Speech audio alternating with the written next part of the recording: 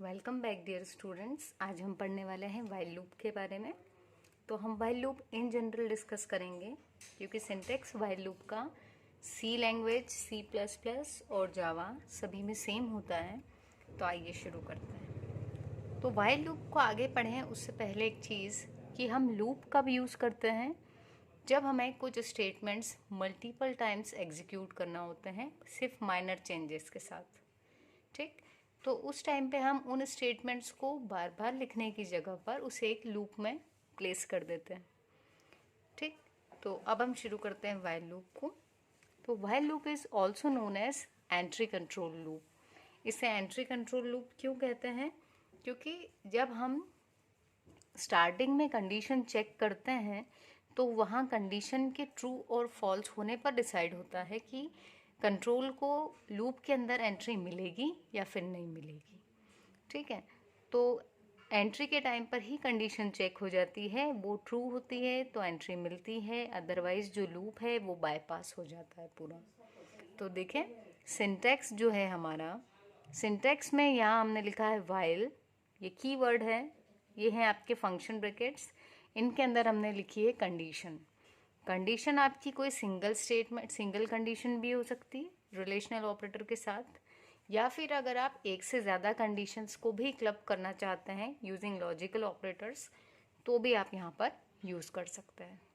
अब ये जो ब्रैकेट्स दिख रहे हैं इसके बीच में वो स्टेटमेंट्स लिखे जाते हैं जो आप एग्जीक्यूट करना चाहते हैं, कब? जब कंडीशन ट्रू हो उस केस में।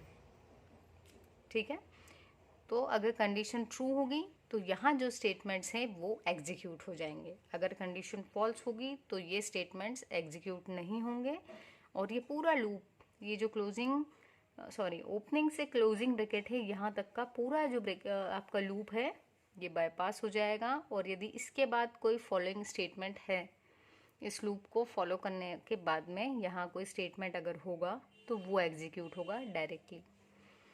इसको एक एग्जाम्पल के थ्रू समझते हैं। देखिए, यहाँ हमने दो वेरिएबल्स लिए, एक x की वैल्यू 10 के साथ, दूसरा y की वैल्यू 20 के साथ। तो यदि x की वैल्यू, यहाँ पर हम while का यूज़ कर रहे हैं पर किस तरीके से कर रहे हैं, इफ़ कंडीशन की तरह काम कर रहा है ये। देखें, यदि x less than equal to 10 होगा तो हम x को प्रिंट करवा रहे हैं। ठीक है, तो अभी हम देखें तो x की वैल्यू 10 है तो कंडीशन हमारी ट्रू हो जाएगी और ये वाले जो स्टेटमेंट है ये एग्जीक्यूट हो जाएगा। ठीक, जब सिंगल स्टेटमेंट लिखा हो तो ये जो ब्रैकेट्स हैं ये कंपलसरी नहीं होते हैं।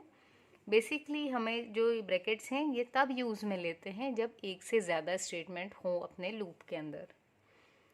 तो ये हो गई हमारी ट्रू वाली कंडीशन। दूसरा लूप है हमारा, y की वैल्यू चेक की, क्या y लेस देन 20 है? नहीं जी, y की वैल्यू हमने 20 रखी थी तो लेस देन कैसे हो सकता है 20? तो कंडीशन हो गई फॉल्स। ये फॉल्स हुई तो हम लूप के अंदर नहीं जाएंगे, अगर यहाँ कोई स्टेटमेंट होता तो वो स्टेटमेंट डायरेक्टली एग्जीक्यूट होता। हम कह सकते हैं यहाँ पर हमने वाइल को यूज़ किया है एज किसके जैसा, इफ़ स्टेटमेंट जैसा, जहाँ सिर्फ कंडीशन चेक हुई और एक बार एग्जीक्यूशन हुआ।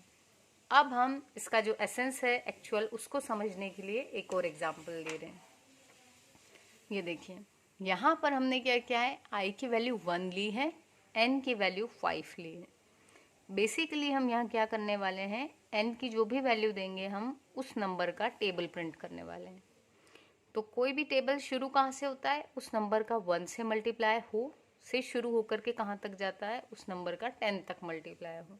मतलब यदि 2 का टेबल पूछा तो 2 1 से 2 से लेके 2 10 से 20 तक हम उसको प्रिंट करवाते हैं। वही चीज़ है, तो हमने i को इसीलिए 1 से शुरू किया है।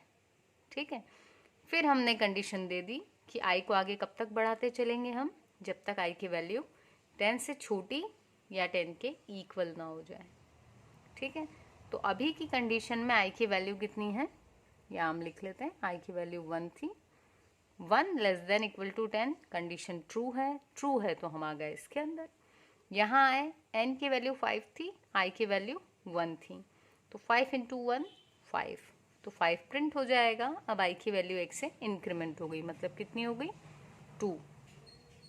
तो यहाँ मैं लिख देती हूँ आउटपुट पहली बार में आउटपुट क्या आया 5, फिर लूप अपना फिर से चला, आई की वैल्यू अभी 2 करके, 2 लेस देन इक्वल्स टू 10 होता है, कंडीशन ट्रू हो गई, तो 5 का मल्टीप्लाई इस बार 2 से हुआ और वैल्यू क्या प्रिंट हो जाएगी 10।